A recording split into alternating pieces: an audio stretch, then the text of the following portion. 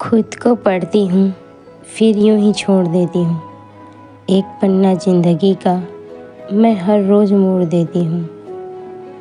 हाय, मेरा नाम है पायल और मैं आज आपको सुनाऊंगी अपनी एक बेहद खूबसूरत लव स्टोरी।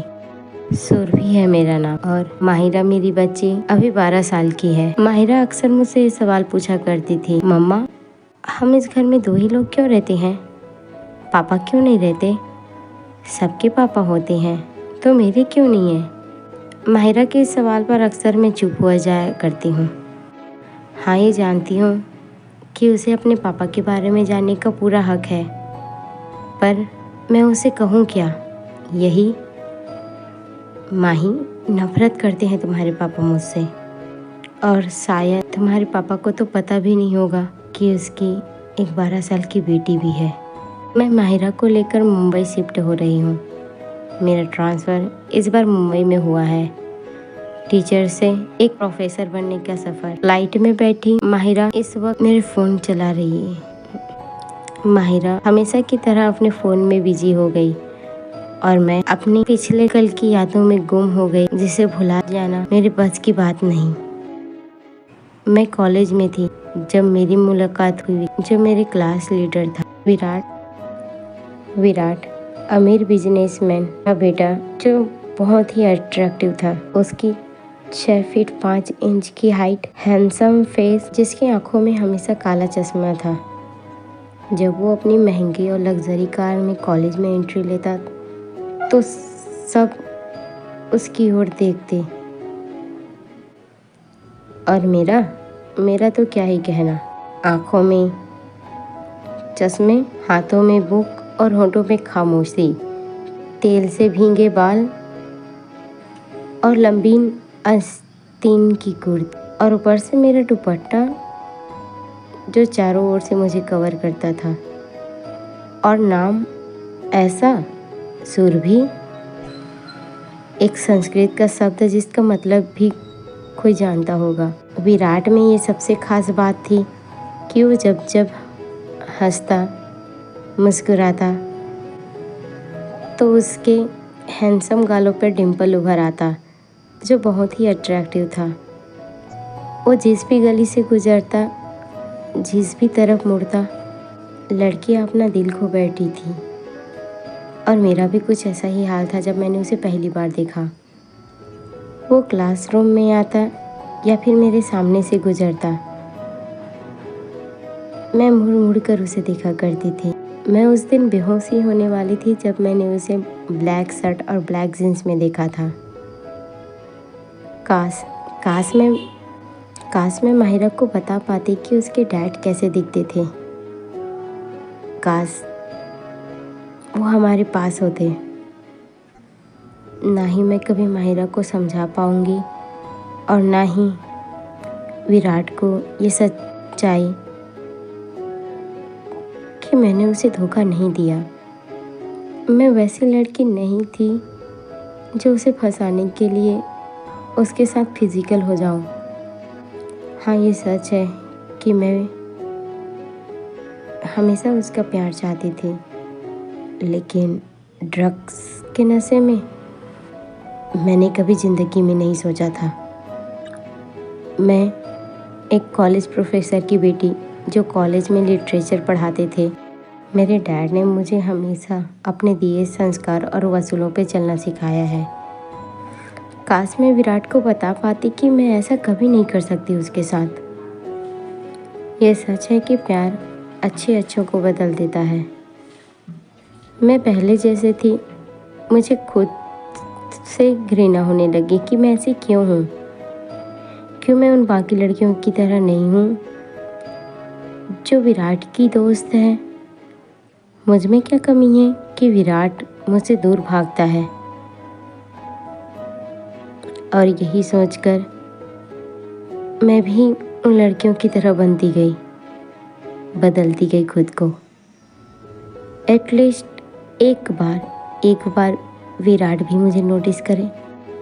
मैंने अपना मेकओवर करवाया, ब्यूटी पार्लर में हमेशा अपना कीमती वक्त देने लगी हमेशा नए नए कपड़े पहनने लगी। इससे पहले कि विराट को मैं ये बता पाती कि मैं उसे कितना प्यार करती हूँ, उस कॉलेज के फंक्शन ने मेरी पूरी लाइफ बदल कर रख दी। या यूँ कहूँ कि विराट की वो कॉलेज का फेयरवेल डे, मैंने ठान लिया कि मैं विराट को अपनी फीलिंग्स शेयर करूँगी, उसे बताऊँगी कि मैं उसे कितना प्यार करती हूँ। विराट अपने डांस पार्टी में व्यस्त रहा। मैं यहाँ अपनी हिम्मत जुटा रही थी उसे बताने के लिए। हे हाय सुरभि, यू लुकिंग गॉर्जियस। मेरा क्लासमेट रवि ने मुझे आवाज़ दिया तो मैं वहीं थम सी गई। क्या तुम बार बार विराट की ओर क्यों देख रही हो?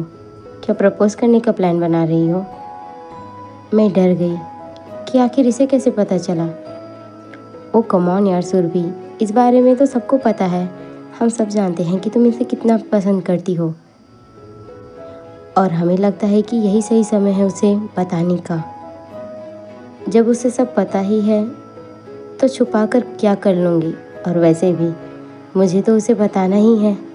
ये सोचकर मैं रवि की बात सुनती रही। आई नो कि तुम उसे जाकर अभी बताने वाली हो, पर तुम्हें यही समझ नहीं आ रहा है कि जाऊँ कैसे।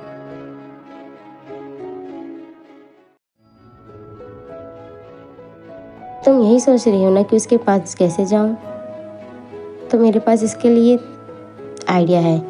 लो, एक गिलास पकड़ो और उसे जाके दे दो। इसी बहाने कुछ बात कर लेना, और अगर तुम्हें जब कॉन्फिडेंस मिल जाए तो उसे प्रपोज कर देना। मेरा दिल जो पहले से ज़ोरों से धड़क रहा था ये सोचकर कि कहीं वो मुझे रिजेक्ट ना कर दे, लेकिन रवि की इस आइडिया ने मुझे खुद पर एक कॉन्फिडेंस दिया कि अगर वो मुझे ना कहेगा तो मैं एटलीस्ट सबको ये बताऊंगी कि मैं उसे जूस देने गई थी, न कि उसे प्रपोज करने। मैंने रवि के हाथों से ग्लास ले लिया। मैंने देखा विराट डांस करने में बिजी है, फिर भी मैंने उसे अपनी ओर खींचा ताकि वो मुझ पर अटेंशन दे सके। क्या हुआ मिस जसमिस? हाँ, ये मुझे वही नाम से पुकारता था। विराट, वो मैं तुम्हें जूस देने आई थी, मैंने ग्लास उसकी ओर बढ़ाते हुए कहा। तुम ये मेरे लिए लाई हो? पर मैंने कब कहा कि मैं जूस पीऊँगा? वो तुम बहुत देर तक डांस कर रहे थे तो मुझे लगा कि इससे तुम्हें एनर्जी मिलेगी। मैंने बेतुकी सा बहाना दिया। वो मुझे घूरने लगा। कम ऑन यार, मैं तुम्हारे लिए लाई हूँ, पी लो ना। मैंने ग्लास उसकी ओर आगे बढ़ाया और वहाँ से भाग गई, लेकिन मैं उसे छुप कर देखने लगी। मैंने बस इतना देखा कि वो मुस्कुरा रहा है और उसने वो ग्लास एक सिप में ही ख़त्म कर दिया। जहाँ से मैं उसे देख रही थी, मेरे दिल में एक कसक उठी कि मैं उसे कहूँ या ना कहूँ। बस एक जूस का गिलास देते ही मेरी हार्ट बीट इतनी तेज़ हो गई, तो फिर मैं उसे अपने दिल की बात कैसे कहूँगी? और मेरे पास इतना समय भी नहीं है। कहीं ऐसा ना हो कि इस कॉलेज के आखिरी दिन में वो भी चला जाए। मैं बस 5 मिनट ही उससे नज़रें हटाई थी, पर जैसे ही मेरी नज़र उसे ढूंढने लगी वो वहाँ नहीं था। मैं उसे इधर उधर ढूंढने लगी। वो मुझे पार्टी पर नहीं मिला। फिर मैं उस कॉलेज पार्टी फंक्शन से बाहर आ गई और मैंने देखा होटल रूम की ओर जाता हुआ विराट अचानक से लड़खड़ा कर गिर गया। मैं उसके पास आई और उसे संभाल लिया। विराट क्या हुआ तुम्हें? तुम ऐसे क्यों चल रहे हो? मैंने उसे संभालते हुए पूछा। आई डोंट नो सुरभि, कुछ अजीब सा महसूस हो रहा है। तुम जाकर पार्टी एंजॉय करो, मैं इस होटल के किसी रूम में जाकर रेस्ट करता हूँ। मुझे चला नहीं जा रहा है। विराट रुको, मैं तुम्हारी हेल्प करती हूँ। चलो मेरे साथ। नहीं, तुम जाओ। उसने मुझे इतना ही कहा था, लेकिन मैं उसे छोड़कर कैसे जा सकती थी। मैंने उसे संभाला और संभालते हुए उसे होटल के उस रूम में ले आई और मैंने उसे बिस्तर में बिठा दिया। मुझे बहुत गर्मी लग रही है, ये कहकर वो अपने ऊपर का शर्ट निकालने लगा। मैं उसकी हेल्प करने लगी और इतने में ही वो बेड पर गिर गया। मैं उसे उठाने लगी। आखिर तुम्हें हुआ क्या? विराट, उठो, तुम्हें हुआ क्या है? सुरभि, तुम जाओ, मुझे कुछ हो रहा है, मैं खुद पर कंट्रोल नहीं कर पा रहा हूँ। जाओ तुम यहाँ से। पर मैं तुम्हें ऐसा छोड़कर नहीं जा सकती, कभी नहीं। वो जिस हालत में और जैसे बेड पर गिरा था, मैं उसे ठीक से सुलाने के लिए उसके पास गई और अगले ही पल उसने मुझे पकड़कर अपने नीचे कर दिया। आई एम सॉरी, मैं खुद पर कंट्रोल नहीं कर पा रहा हूँ। बस उसने यही बोला था और उसके होंठ मेरे होंठ से जुड़ गए। मेरे पूरे फेस पर मैंने उसके होंठों को महसूस किया। मैं समझ रही थी कि वो नशे में है, फिर भी मुझे खुद पर कंट्रोल करना चाहिए था, लेकिन मैं नहीं कर पाई। उसका एक एक स्पर्श, उसकी बॉडी की वो फ्रेग्रेंस मुझे बेकाबू कर रही थी। और उस रात हम दोनों ने अपनी सारी हदें भुला दी। हम दोनों फिजिकली एक हो गए। मैंने उसे अपने दिल की बात बताई भी। मैं जैसा उससे प्यार चाहती थी वो मुझसे कर रहा था, पर ड्रग्स के नशे में, ये मैं नहीं जानती थी। सुबह जैसे ही हम दोनों की आँख खुली, विराट मुझे देखकर बहुत ज़्यादा आश्चर्य हुआ। मैं उसे बताना चाहती थी कि आखिर रात को हुआ क्या। इससे पहले उसने न जाने मुझ पर क्या क्या इल्ज़ाम लगा दिया। तुम्हारे दिए गए जूस को मैंने पिया और इसी वजह से मेरी ये हालत हुई, और तुम मेरे साथ यहाँ, इसका मतलब ये सब तुमने किया है? नहीं विराट, मैंने ये नहीं किया, मैं तो बस तुम्हें संभाल रही थी। इससे पहले मैं उसे आगे और कुछ बता पाती, दरवाजे पर दस्तक हुई। विराट ने जाकर दरवाज़ा खोला तो बाहर पुलिस थी। पकड़ो इन दोनों को और ले चलो, बस पुलिस ने इतना ही कहा।